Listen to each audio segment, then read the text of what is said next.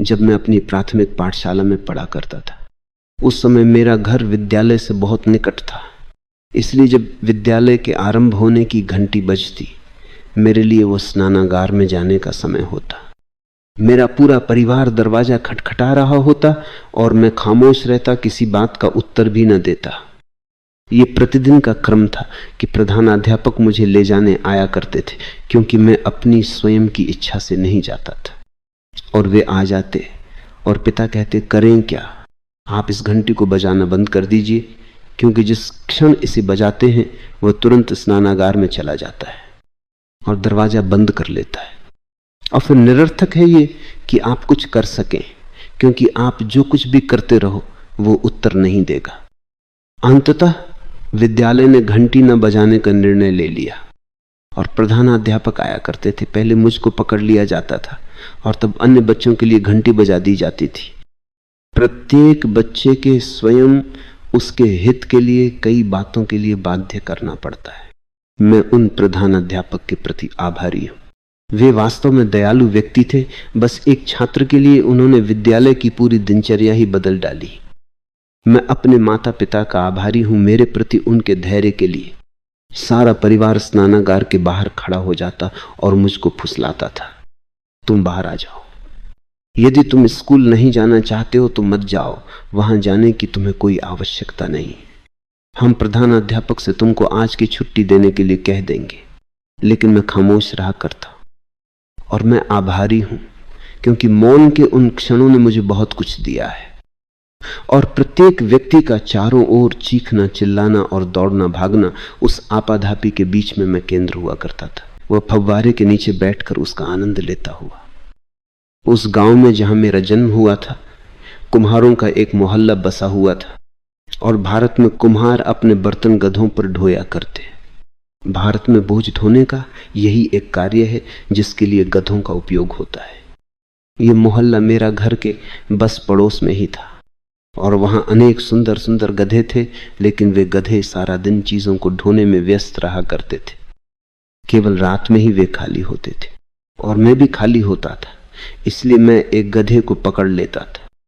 भारत में कोई भी गधे पर सवारी नहीं करता, क्योंकि गधे को अस्पर्शित, अछूत समझा जाता है।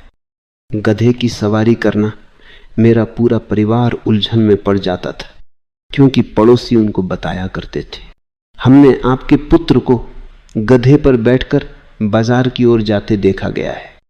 जब तक वह नदी पर न जाए और स्नान करके न लौटे, उसको घर में मत घुसने देना। मेरे पिता मुझको समझाने का प्रयास किया करते थे, तुम्हारे लिए हम दूसरी व्यवस्था कर सकते हैं, और यदि तुम्हें सवारी करने में इतनी रुचि है तो हम तुम्हारे लिए एक घोड़ा खरीद कर ला सकते हैं। मैं कहता, मैं घोड़ों में जरा भी उत्सुक नहीं हूं, मेरी रुचि तो गधों में ही है। वे बहुत दार्शनिक प्रकार के, जिनके बारे में कोई भविष्यवाणी न की जा सके, ऐसे लोग हैं। गधा किसी भी स्थान पर रुक सकता है और आप चाहे जो कर लो, वह हिलेगा भी नहीं। आप अनुमान भी नहीं लगा सकते कि वह क्यों रुक गया है, और इस सामान्य धारणा के विपरीत कि गधे मूर्ख होते हैं। मेरा अनुभव यह है कि वे बहुत चालाक, चतुर राजनीतिज्ञ होते हैं। मेरे पिता ने कहा, क्या तुम गधों पर कोई शोध पत्र लिखना चाहते हो या क्या मामला है? मैंने कहा, मैं शोध पत्र लिख सकता हूं, क्योंकि गधों के साथ मेरा अनुभव किसी और की तुलना में अधिक है। गधे की सवारी करना एक कठिन कार्य है, घोड़ों पर सवारी करना कठिन नहीं। गधे इतने चालाक होते हैं कि वे कभी सड़क के बीच में नहीं चलेंगे, वे सदा तुम्हारी टांग को दीवार से रगड़ते हुए चला करते हैं। स्वभावतः ऐसा होने पर तुम कूदकर उनके ऊपर से हट जाओगे। उनको सड़क के बीच में रख पाना बहुत कठिन था, या तो बाएं या दाएं, लेकिन वो कभी सड़क के मध्य में नहीं चलेंगे। इसलिए मैंने अपने पिता से कहा, गधे दक्षिणपंथी या वामपंथी होते, वे बुद्ध के अनुयायी मध्य मार्गी नहीं होते। बुद्ध अपने शिष्यों को सिखाया करते थे, मध्य मार्ग का अनुगमन करो। गधे ही एकमात्र वे लोग हैं जिनको बुद्ध समझ नहीं पाए, और मैं ऐसा नहीं समझता कि वे मूर्ख लोग हैं, क्योंकि जब उन पर कोई सवारी नहीं कर रहा होता है तब वे मध्य में चलते हैं, चालाक होते हुए।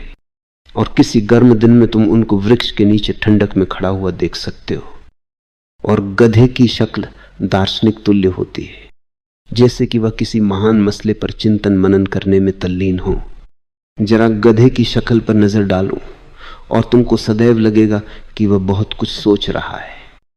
अंततः मेरे परिवार ने निर्णय लिया कि मुझको रसोई घर में प्रवेश नहीं दिया जाना चाहिए, क्योंकि हमें ठीक से नहीं पता कि तुम गधे की सवारी कर रहे थे या नहीं। इसलिए मैं सदैव रसोई घर के बाहर बैठा रहता था।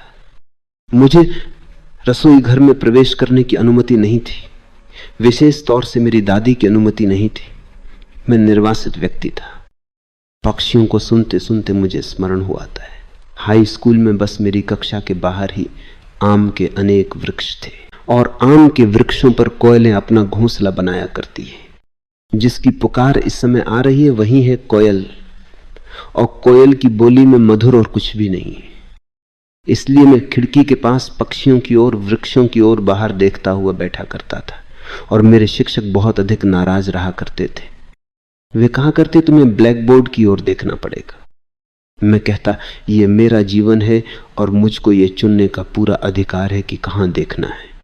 बाहर कितना सुंदर है, पक्षी गीत गा रहे हैं, और ये पुष्प और ये वृक्ष और वृक्षों की पत्तियों से छन छन कर आती हुई ये धूप।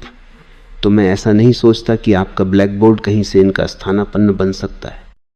वे अध्यापक इतने क्रोधित हो उठे कि उन्होंने मुझसे कहा तब तुम बाहर जा सकते हो और खिड़की के बाहर उस समय तक खड़े रहो जब तक कि तुम ब्लैक बोर्ड पर देखने को तैयार न हो जाओ, क्योंकि मैं तुमको गणित पढ़ा रहा हूं और तुम वृक्षों को और पक्षियों को देख रहे हो। मैंने कहा आप जो मुझको दे रहे हैं ये एक बड़ा पुरस्कार है, दंड नहीं। और मैंने उनको अलविदा कह दिया। उन्होंने कहा क्या अभिप्राय है तुम्हारा? मैंने कहा मैं कभी अंदर नहीं आऊंगा, मैं प्रतिदिन खिड़की के बाहर खड़ा रहूंगा। उन्होंने कहा अवश्य ही तुम पागल हो, मैं तुम्हारे पिता को, तुम्हारे परिवार को सूचित कर दूंगा, आप उस पर पैसा बर्बाद कर रहे हैं। और वो बाहर खड़ा हुआ है। मैंने कहा आप जो कुछ करना चाहें कर सकते, अपने पिता के साथ मामला कैसे सुलझाया जाए वो मुझे पता है, और वे भली भांति जानते हैं कि यदि मैंने निर्णय कर लिया है कि मैं खिड़की के बाहर खड़ा रहूंगा तो कुछ भी इस निर्णय को बदल नहीं सकता। प्रधानाचार्य जब वे राउंड पर निकलते थे तो मुझको प्रतिदिन खिड़की के बाहर खड़ा हुआ देखा करते थे। वे हैरान थे कि मैं प्रतिदिन वहां क्या कर रहा होता। तीसरे या चौथे दिन वे मेरे पास आए और उन्होंने कहा तुम क्या कर रहे हो, तुम यहां क्यों खड़े हो? मैंने कहा मुझको पुरस्कृत किया गया है। उन्होंने कहा पुरस्कृत किस लिए? मैंने कहा आप जरा मेरे साथ खड़े हो जाएं और पक्षियों के गीत सुने और वृक्षों का सौंदर्य। क्या आप सोचते हैं कि ब्लैक बोर्ड और मूढ़ अध्यापक की ओर देखते रहना उसके सामने कुछ भी महत्व रखता है? क्योंकि केवल मूढ़ लोग ही अध्यापक बन जाते हैं, उनको कोई और रोजगार तो मिलता नहीं। अधिकतर तो वे तृतीय श्रेणी स्नातक हुआ करते। इसीलिए न तो मैं अध्यापक की ओर देखना चाहता हूं, न ही मैं ब्लैक बोर्ड की ओर देखना चाहता हूं। जहां तक गणित का प्रश्न है तो उसकी चिंता आपको करने की आवश्यकता नहीं, मैं कुछ न कुछ व्यवस्था कर लूंगा। लेकिन मैं इस सौंदर्य की अनुभूति से चूक नहीं सकता। वे मेरी बगल में आ खड़े हुए और उन्होंने कहा निश्चित रूप से यह दृश्य सुंदर है। मैं यहां पर पिछले 20 वर्षों से प्रधानाचार्य हूं और मैं कभी यहां नहीं आया, और मैं तुम्हारे साथ सहमत हूं कि यह पुरस्कार है। जहां तक गणित का प्रश्न है, मैं गणित में MSc हूं। तुम किसी भी समय मेरे घर आ सकते हो और तुमको मैं गणित पढ़ा दूंगा, लेकिन तुम बाहर खड़े रहना जारी रखो। इस तरह मुझे बेहतर अध्यापक, विद्यालय के प्रधान अध्यापक जो बेहतर गणितज्ञ थे मिल गए, और मेरे गणित के अध्यापक बहुत अधिक हैरान थे। उन्होंने सोचा था कि कुछ दिन बाहर खड़ा रहकर मैं थक जाऊंगा, लेकिन पूरा महीना बीत गया। फिर वे बाहर आए और उन्होंने कहा मुझे खेद है, क्योंकि मुझे पूरे समय सतत पीड़ा होती रही है कि मैं कक्षा में हूं और मैंने तुमको यहां बाहर खड़ा होने के लिए बाध्य कर रखा है, और तुमने कोई हानि भी नहीं पहुंचाई है। तुम भीतर बैठ सकते हो और जहां चाहो वहां देखते रहना। मैंने कहा अब तो बहुत देर हो चुकी है। उन्होंने कहा क्या अभिप्राय है तुम्हारा? मैंने कहा मेरा अभिप्राय यह है कि अब मैं बाहर रहने का मजा ले रहा हूं, खिड़की के पीछे बैठकर वृक्षों का और पक्षियों का बहुत छोटा सा अंश ही अवलोकन के लिए उपलब्ध रहता है। यहां पर आम के हजारों वृक्ष उपलब्ध है। और जहां तक गणित का प्रश्न है, प्रधानाचार्य जी स्वयं मुझको पढ़ा रहे। प्रत्येक संध्या को मैं उनके पास पढ़ने जाता हूं। उन्होंने कहा, क्या? मैंने कहा, जी हां, क्योंकि वे मेरे साथ सहमत है कि ये यहां इस भांति खड़े रहना एक पुरस्कार है। वे सीधे प्रधान अध्यापक के पास गए और कहा, यह अच्छी बात नहीं है। मैंने उसको दंडित किया और आप उसको प्रोत्साहन दे रहे हो। प्रधानाचार्य ने कहा, दंड और प्रोत्साहन को भूल जाइए, आपको भी कभी कभी बाहर खड़े हो जाना चाहिए। अब मैं और प्रतीक्षा नहीं कर सकता, वरना पहले तो मैं एक दिनचर्या की भांति विद्यालय में जो मुझको करना है वो है राउंड पर जाना और उस लड़के के साथ वहां पर खड़े रहना और वृक्षों का अवलोकन करना। पहली बार मैंने सीखा कि गणित से श्रेष्ठ चीजें भी हैं। पक्षियों का कलरव, पुष्प, हरे भरे वृक्ष, वृक्षों से छन कर आती सूर्य की किरणें, बहती हुई और वृक्षों के माध्यम से अपना गीत गाती हुई हवा। कभी कभी आपको भी वहां जाना चाहिए और उसका साथ देना चाहिए। वे बहुत अफसोसग्रस्त होकर वापस लौटे और बोले, प्रधान अध्यापक ने मुझको बताया है कि क्या हुआ है, तो अब क्या किया जाए। उन्होंने मुझसे पूछा, क्या मैं पूरी कक्षा को बाहर ले आऊं? 0, 7। मैंने कहा, यह तो बहुत अच्छा रहेगा। हम उन वृक्षों के नीचे बैठ सकते हैं और वहां आप अपनी गणित पढ़ा सकते हैं। लेकिन मैं कक्षा के कमरे में वापस आने वाला नहीं, चाहे आप मुझको अनुत्तीर्ण कर दें तब भी। लेकिन ऐसा आप न कर पाएंगे, क्योंकि अब मैं कक्षा के किसी भी छात्र की तुलना में अधिक गणित जानता हूं और मेरे पास पढ़ाने के लिए बेहतर अध्यापक है। आप तृतीय श्रेणी में उत्तीर्ण भी, SSC है, और वे प्रथम श्रेणी में स्वर्ण पदक विजेता एम SSC है। कुछ दिनों तक उन्होंने इसके बारे में सोचा और एक सुबह जब मैं पहुंचा तो मैंने देखा कि पूरी कक्षा वृक्षों के नीचे बैठी हुई है। मैंने उनसे कहा, आपका हृदय अब भी जीवित है, गणित ने उसको मार नहीं डाला है। अपने प्राइमरी स्कूल में, उस समय मैं 4वीं कक्षा में था, मेरे एक शिक्षक थे स्कूल में। ये उनकी कक्षा में मेरा पहला दिन था और मैंने कुछ गलत किया भी नहीं था। मैं वही कर रहा था जो तुम ध्यान में किया करते हो, ओम ओम, लेकिन भीतर भीतर मुंह बंद करके। मेरे कुछ मित्र थे और मैंने उनको भिन्न भिन्न स्थानों पर बैठने के लिए कह रखा था, जिससे वह शिक्षक जान न सके कि ध्वनि कहां से आ रही है।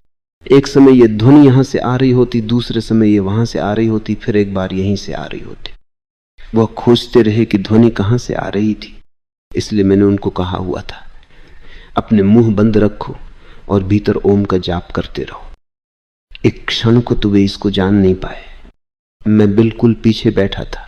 सारे अध्यापक चाहते थे कि मैं उनके सामने बैठा करूं, जिससे वे मुझ पर निगाह रख सके, और मैं सदा पीछे बैठना चाहता था, जहां तुम कई और काम कर सकते हो। ये अधिक सुविधाजनक है। 0, 6। वे सीधे ही मेरे पास आए। अवश्य ही उन्हें तीसरी कक्षा के शिक्षक ने यह बता दिया होगा कि आप इस लड़के पर निगाह रखें। इसलिए उन्होंने कहा, हालांकि मैं जान नहीं पा रहा हूं कि वे लोग क्या कर रहे हैं जो ये सब कर रहे हैं, तुम ही ये कर रहे होगे। मैंने कहा, क्या? मैं क्या कर रहा हूं आपको मुझे बताना पड़ेगा। बस ये कहना तुम क्या कर रहे हो उसे कोई अर्थ नहीं निकलता है। क्या? अब उनके लिए वह कर पाना कठिन था जो मैं कर रहा, क्योंकि वह मूर्खतापूर्ण प्रतीत होता और प्रत्येक हंसने लगा होता। उन्होंने कहा, चाहे ये जो कुछ भी हो, अपने दोनों कान अपने हाथों से पकड़ो और बैठ जाओ, खड़े हो जाओ, बैठ जाओ, खड़े हो जाओ। ऐसा 5 बार करो। मैंने कहा, बिल्कुल उचित है। मैंने उनसे पूछा, क्या मैं 50 बार कर सकता हूं? उन्होंने कहा, यह कोई पुरस्कार नहीं है, दंड है। मैंने कहा, आज सुबह मैं कोई व्यायाम नहीं कर पाया हूं, इसलिए मैंने सोचा कि यह अच्छा अवसर है और आप बहुत प्रसन्न होंगे। 5 के स्थान पर मैं 50 कर लूंगा। और सदैव स्मरण रखें, जब कभी भी आप मुझे कोई पुरस्कार दें, उदार होकर दें। और मैंने 50 बैठकें लगाना आरंभ कर दिया। वे बोलते रहे, रुक जाओ, काफी हो चुका है। मैंने कभी ऐसा लड़का नहीं देखा तुमको शर्मिंदा होना चाहिए कि तुमको दंडित किया गया है। मैंने कहा, नहीं, मैं अपना सुबह का व्यायाम कर रहा हूं। आपने मेरी सहायता की, आपने मुझे पुरस्कृत किया है, अच्छा व्यायाम है ये। वास्तव में तो आपको भी करना चाहिए।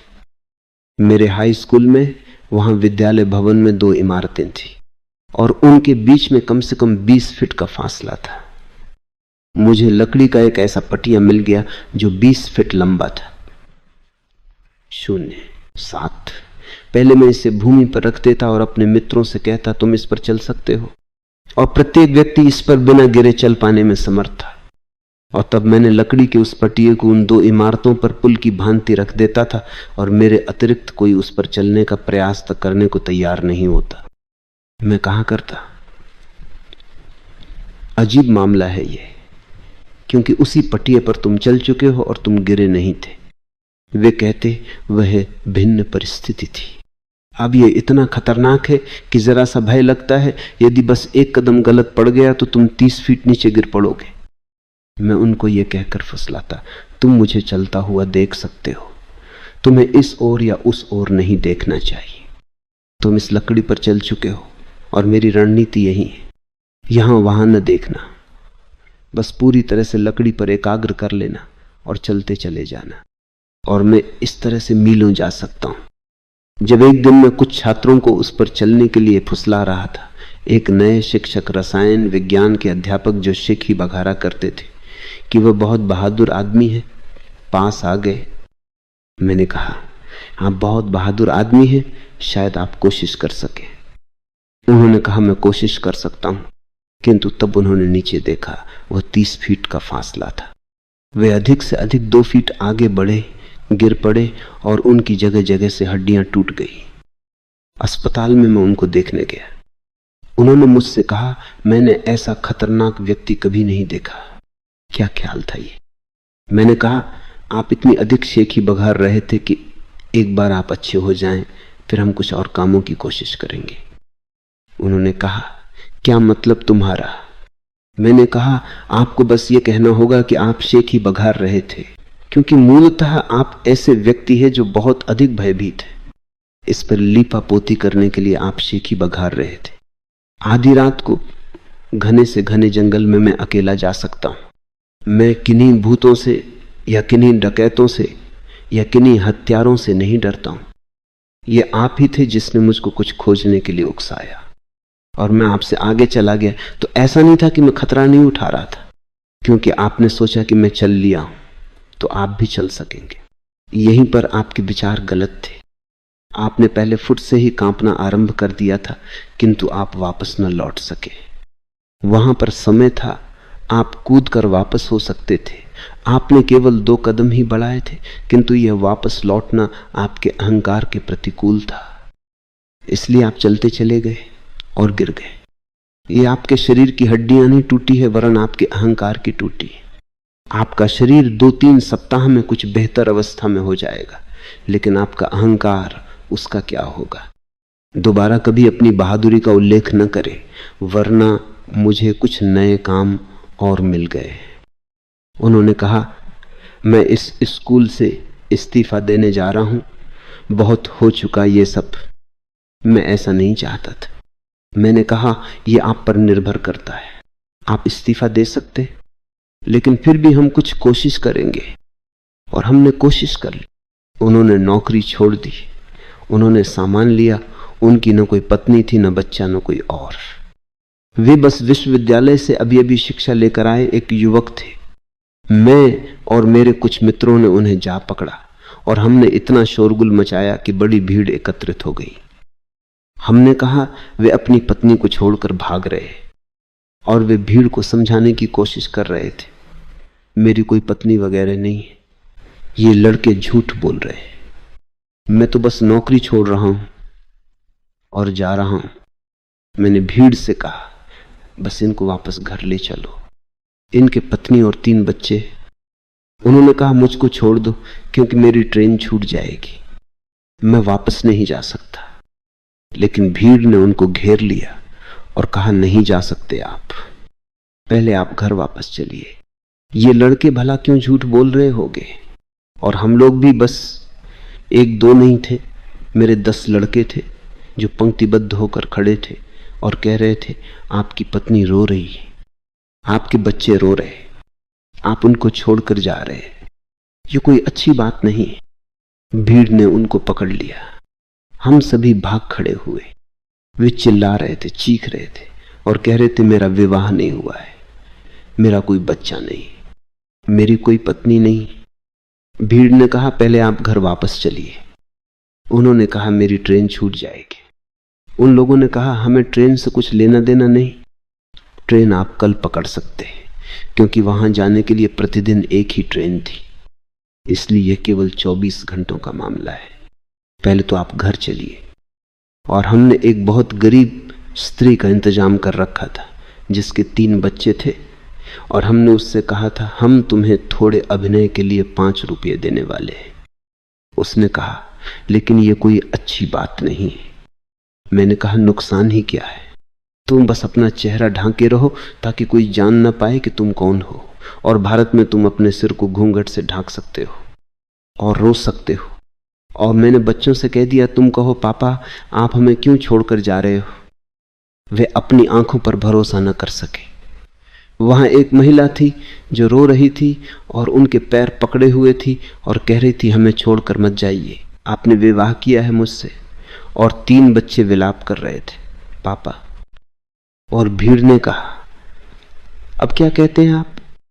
उन्होंने कहा, अब मैं क्या कह सकता हूं, मैंने कभी इन बच्चों को नहीं देखा, मैंने कभी इस स्त्री को नहीं देखा, और वे मेरे मकान में बैठे हुए। भीड़ के पीछे हम सभी उपस्थित थे। अंततः मैंने उनसे कहा, ट्रेन लेट है, चिंता मत करिए। मैं उनको एक ओर ले गया और मैंने उनसे कहा, यह मेरे उपायों में से बस एक उपाय है, आपको इस स्त्री को 5 रुपये देने पड़ेंगे, फिर आप जा सकते हैं, तब मैं मामला संभाल लूंगा। उनको उस महिला को 5 रुपये देने पड़े। भीड़ ने पूछा, क्या हो रहा है ये। मैंने कहा, उनका समझौता हो गया है, वे केवल 2 दिन के लिए जा रहे हैं और उन्होंने 2 दिन के खर्च के लिए धन दे दिया है, फिर वे वापस लौट आएंगे। तब उन लोगों ने उन्हें जाने दिया। और बाद में उस महिला ने मुझसे कहा, यदि तुम्हारे पास इस प्रकार के अभिनय के कुछ और प्रस्ताव हो तो मैं सदा तत्पर हूं। मात्र 5 मिनट के अभिनय के लिए 5 रुपये। उन दिनों 5 रुपये काफी धन होता था, 5 रुपयों से कोई महीने भर का खर्चा चला सकता था। उन्होंने कहा, अब कोई उपाय नहीं, मेरे शरीर में जगह जगह हड्डियां टूट गई हैं, मेरे 5 रुपये चले गए हैं और मुझे नहीं लगता कि मुझको अब ट्रेन मिल सकती है। मैंने कहा, आप चिंता मत करें, ट्रेन जा चुकी है, आपको वेटिंग रूम में प्रतीक्षा करनी पड़ेगी, लेकिन हमने सारा इंतजाम कर लिया है, वहां आप आराम से रहेंगे। रात में बस जरा सावधान सजग रहें। मैंने कहा, हमारे पास अधिक समय है भी नहीं, केवल एक ही रात है। हमने भूतों से संपर्क साधा था, केवल एक भूत तैयार है। उन्होंने कहा, हे भगवान।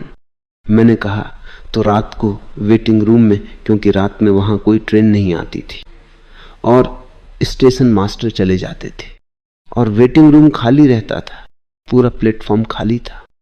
उन्होंने कहा, तब तो मैं स्टेशन नहीं जा सकता, मैं तो सड़क पर, बाजार में कहीं पर रुक जाऊंगा, लेकिन अब मैं रात में स्टेशन, उस वीरान जगह पर नहीं जाऊंगा।